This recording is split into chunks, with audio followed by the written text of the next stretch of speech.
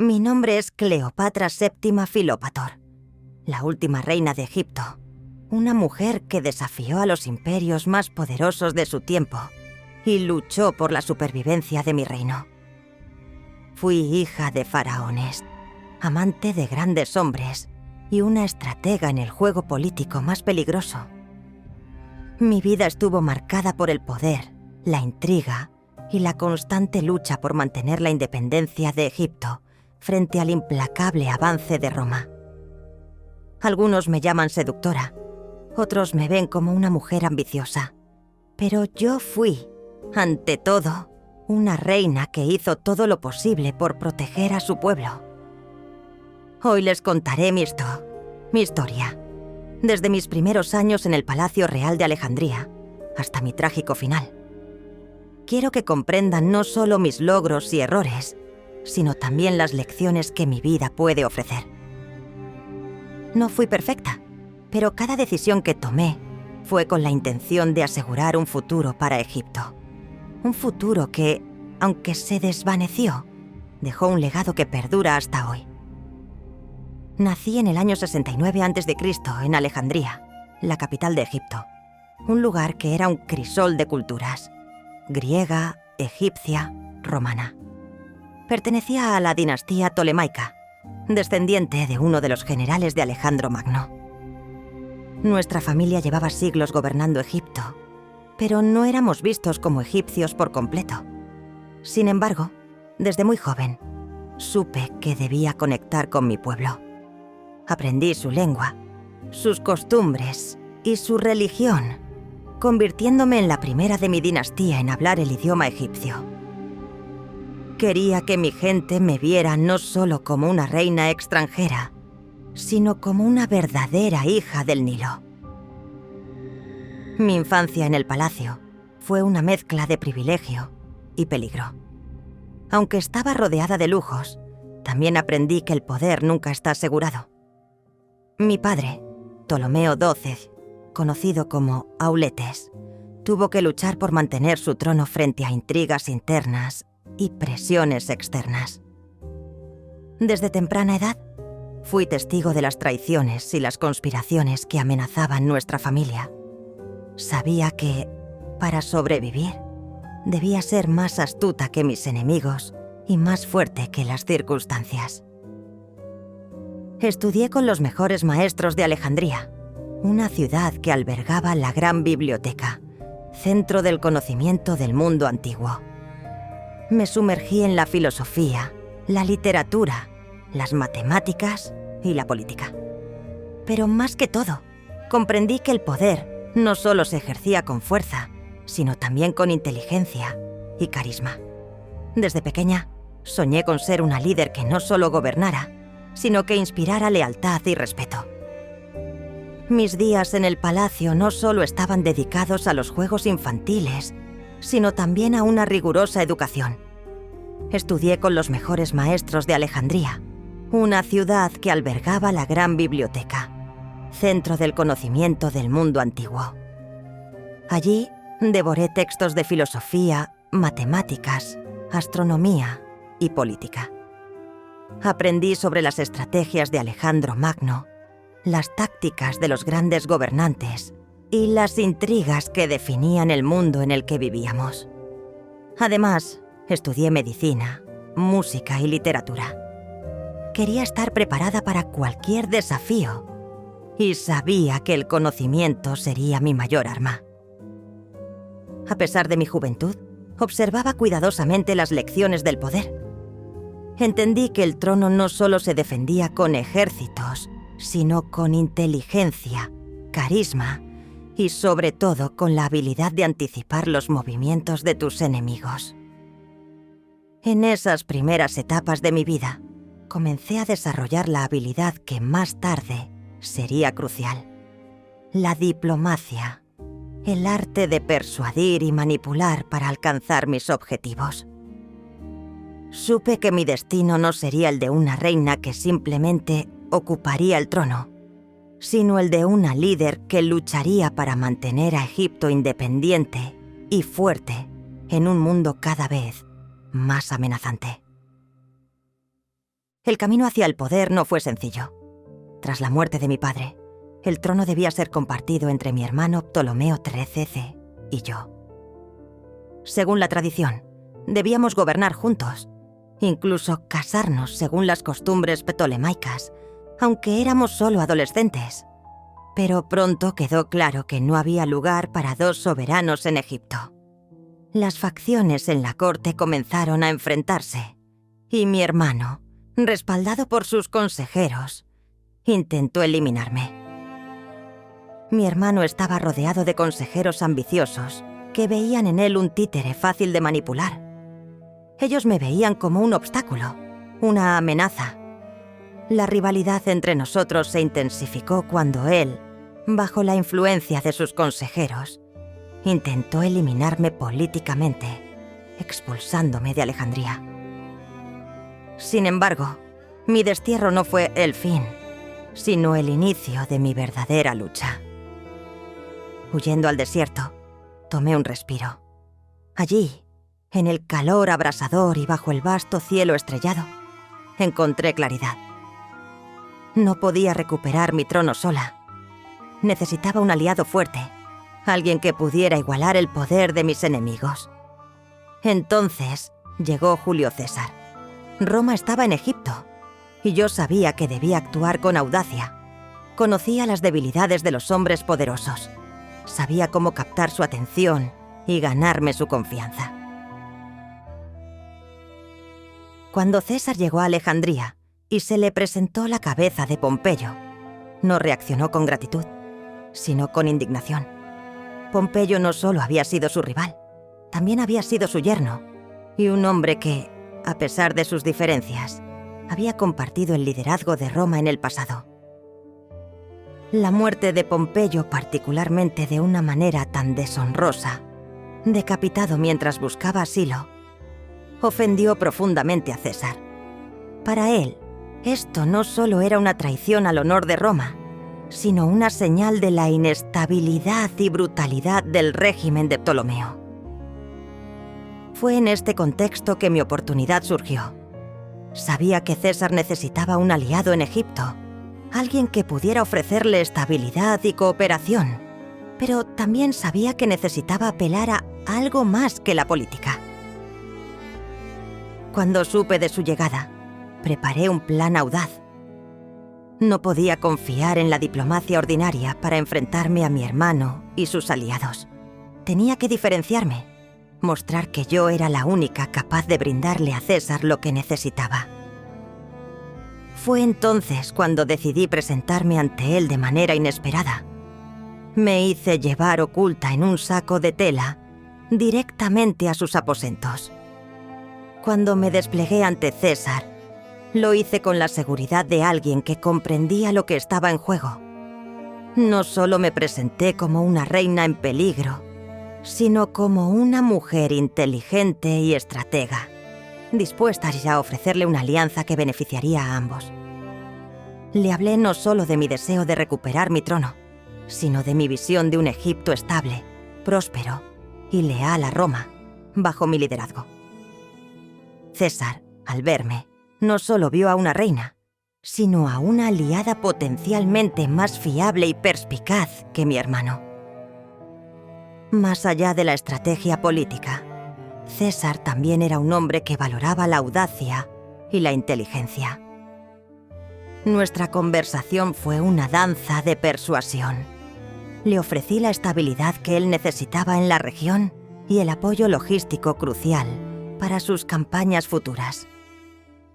César, pragmático y calculador, comprendió que aliarse conmigo no solo le proporcionaría un Egipto gobernado por alguien con la astucia para mantener el orden, sino también una base segura para proyectar su poder en el Mediterráneo oriental.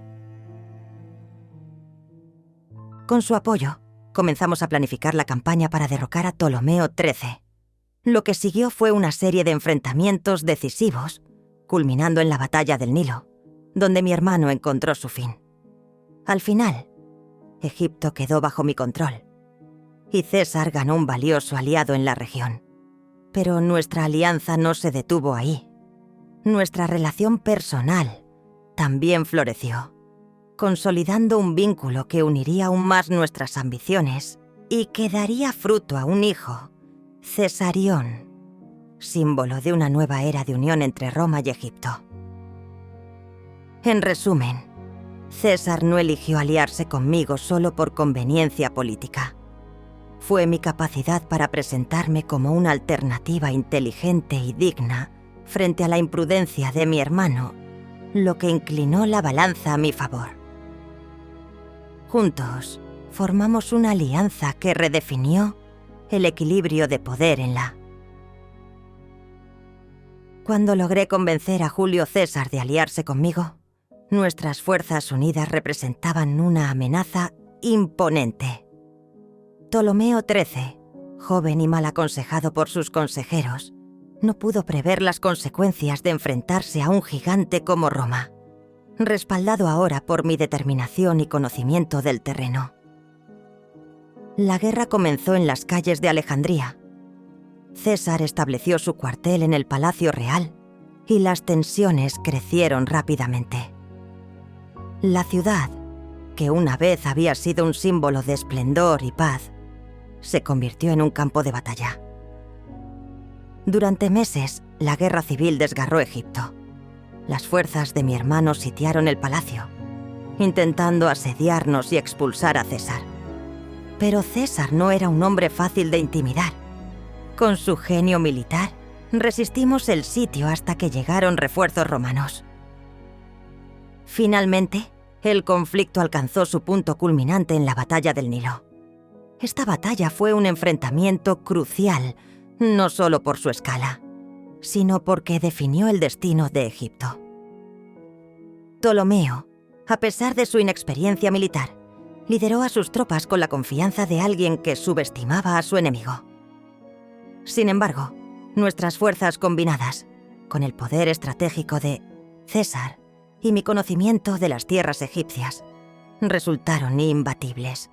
Durante la batalla, las fuerzas de Ptolomeo fueron rápidamente superadas. El Nilo, que había sido el dador de vida de Egipto, se convirtió en el escenario de su derrota. Según los relatos, mi hermano intentó escapar, pero en el caos que siguió, su barca se hundió en el río. Su cuerpo fue encontrado más tarde, arrastrado por las corrientes. Su muerte fue tanto un alivio como una tragedia. Al fin había eliminado a un rival que representaba una amenaza para mí y para la estabilidad de Egipto. Pero también comprendí que había acabado con un miembro de mi propia sangre. Pese a nuestras diferencias, Ptolomeo XIII era un reflejo de las tensiones y conflictos que nuestra dinastía había cargado durante generaciones. Tras su muerte, me convertí en la única soberana legítima de Egipto, aunque compartí brevemente el trono con mi otro hermano, Ptolomeo XIV, como dictaba la tradición. Sin embargo, el verdadero poder residía en mí. Gracias a la victoria sobre Ptolomeo XIII, Egipto se estabilizó temporalmente bajo mi liderazgo. Esta victoria no solo me devolvió el trono, sino que también consolidó mi posición como una de las figuras más astutas y resilientes de mi tiempo. La eliminación de Ptolomeo XIII marcó un punto de inflexión en mi vida. Había demostrado a Egipto y a Roma que no era simplemente una figura decorativa, sino una líder capaz de enfrentar y superar cualquier obstáculo. Sin embargo, la sombra de Roma siempre permaneció, y esta victoria fue solo el inicio de una lucha más grande por la independencia y la dignidad de mi reino. César y yo compartimos más que una alianza política. Tuvimos un hijo, Cesarión, a quien veía como la unión entre Roma y Egipto, una nueva esperanza para ambos mundos. Mi relación con Julio César no fue meramente estratégica. César era un hombre fascinante, poderoso, ambicioso, pero también poseedor de un intelecto agudo y un carisma inigualable. Desde el momento en que lo conocí, supe que era un hombre destinado a moldear el destino de Roma. A su lado, aprendí que el poder y el amor podían coexistir como fuerzas complementarias. Nuestra relación fue una mezcla de pasión y pragmatismo. Ambos sabíamos que podíamos beneficiarnos mutuamente. César me dio más que su apoyo militar. Me dio un lugar en la narrativa de Roma, un lugar que esperaba asegurar con el nacimiento de nuestro hijo, Cesarión. Sin embargo, nuestro tiempo juntos fue breve. Su asesinato fue un golpe devastador, no solo por la pérdida personal, sino porque dejó a Egipto expuesto en un momento crítico. Roma ya no tenía un líder claro, y la sombra de Octavio y Marco Antonio comenzaba a alargarse sobre Egipto. Después del asesinato de Julio César en el 44 a.C., Roma cayó en el caos. Sus sucesores luchaban por el poder, y yo sabía que debía actuar rápidamente para proteger a Egipto de caer bajo la dominación romana. César me había dado una posición de fuerza y un hijo, Cesarión, a quien consideraba la esperanza de una futura unión entre Roma y Egipto. Pero ahora Roma era un campo de batalla político, y mi supervivencia dependía de aliarme con la facción correcta. Fue en este contexto que conocí a Marco Antonio. Después de la muerte de César, Antonio emergió como uno de los líderes más poderosos de Roma, junto a Octavio y Lépido, formando el segundo triunvirato. Desde el principio, hubo algo magnético entre nosotros. Antonio era un hombre de contrastes, un brillante estratega militar, pero también un hombre apasionado y a menudo impulsivo. Donde César había sido metódico y cerebral, Antonio era fogoso y visceral. Nuestra primera reunión fue en Tarso, donde llegué con toda la magnificencia de una reina de Egipto. Sabía que para impresionar a Antonio, debía desplegar no solo mi poder, sino también mi carisma. Llegué en una barcaza dorada, con velas púrpuras y remos de plata, rodeada de música y perfumes. Antonio quedó impresionado, no solo por mi riqueza, sino por mi habilidad para dominar cualquier situación. Nuestra relación pronto trascendió la política. Antonio y yo compartíamos una visión de un imperio oriental, independiente de Roma, que podría rivalizar con el poder de Occidente. Él necesitaba mis recursos para sus campañas militares, especialmente contra los partos, y yo necesitaba su fuerza militar para proteger a Egipto. Pero más allá de la alianza estratégica, nuestra relación se convirtió en un romance épico, apasionado e intenso. Tuvimos 3 hijos juntos, quienes simbolizaban nuestra esperanza de un futuro dinástico que uniría Egipto y Roma. En medio de mi vida pública también hubo momentos de intimidad más discreta. Uno de esos capítulos fue mi relación con Aurelio, un general romano de menor rango que llegó a Egipto antes de la alianza formal con Antonio. Aurelio no tenía el peso político de César ni la fuerza militar de Antonio, pero su lealtad y su humanidad me ofrecieron un respiro en los momentos más oscuros. Con Aurelio encontré una conexión más personal, más alejada de las intrigas políticas. Fue un romance fugaz, pero uno que me recordó que, incluso en medio del juego político más despiadado, todavía era una mujer capaz de amar y ser amada. Sin embargo, el sueño que Antonio y yo compartíamos estaba condenado a enfrentarse a la realidad del poder romano. Octavio, siempre calculador, no podía permitir que nuestra alianza se consolidara. Nos declaró la guerra, presentando nuestra relación como una amenaza para Roma. La campaña culminó en la batalla naval de Actium, en el 31 a.C., una de las confrontaciones más decisivas de la historia. En Actium, nuestras fuerzas combinadas enfrentaron la flota de Octavio. Antonio lideraba nuestras fuerzas con valentía Pero las deserciones y la superioridad táctica de Octavio inclinaron la balanza en su favor. En medio del caos de la batalla, tomé una decisión crucial: retirar mi flota y regresar a Egipto. Una maniobra que muchos interpretaron como una traición. Antonio, al ver mi retirada, perdió toda esperanza y ordenó la retirada general. Fue un desastre. Tras la derrota en Actium, regresamos a Alejandría, sabiendo que nuestro final estaba cerca. Octavio pronto lanzó su campaña final contra Egipto. Antonio, consumido por la desesperación y la vergüenza, se hundió en la melancolía. En un trágico giro, creyendo que yo ya había muerto, decidió acabar con su vida. Con su espada se hirió fatalmente, pero no murió de inmediato. Fue llevado a mis aposentos, donde murió en mis brazos. Sus últimas palabras, un juramento de amor y arrepentimiento. Con Antonio muerto, quedé sola frente a Octavio. Este, en su frialdad calculadora, me ofreció una vida de humillación como prisionera, planeando exhibirme en su triunfo en Roma. Pero no le daría esa satisfacción. Decidí elegir mi propio destino, como lo había hecho a lo largo de mi vida. Preparé mis asuntos finales y, en mi último acto de desafío, opté por la muerte.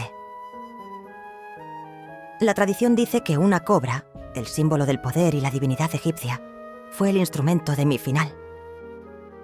Dejé este mundo como una reina, no como una prisionera, asegurando que mi legado no fuera de sumisión, sino de resistencia y dignidad. Con mi muerte, terminó la dinastía tolemaica y Egipto fue absorbido por Roma.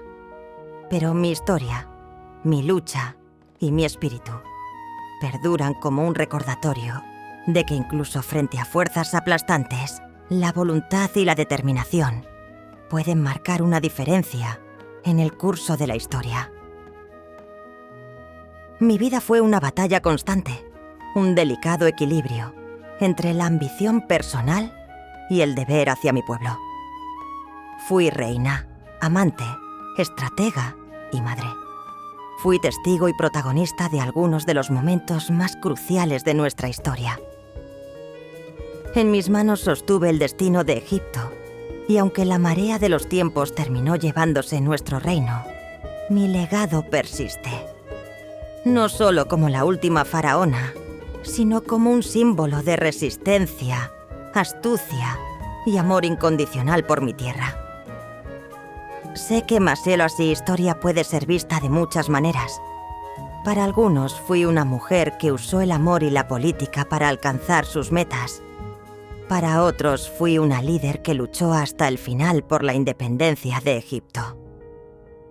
Ambas cosas son ciertas, pero lo más importante es que nunca dejé de ser fiel a mi propósito. A quienes escuchan mi relato, les dejo este consejo. El poder puede ser efímero, pero la verdadera fuerza reside en la capacidad de adaptarse, de aprender de las derrotas y de mantenerse firme frente a la adversidad. No dejen que las circunstancias definan quiénes son. Busquen siempre aquello que les inspire a luchar y no teman tomar decisiones audaces cuando el destino lo exija. Y recuerden esto: no hay mayor derrota que abandonar la lucha antes de intentarlo. Mi vida fue un testimonio de que incluso cuando el mundo se alza contra ti, puedes dejar una marca imborrable. Que mi historia les inspire a encontrar la fuerza para forjar su propio camino y a enfrentar cada desafío con el coraje de un faraón. Adiós, y que los vientos del Nilo siempre les lleven hacia la grandeza.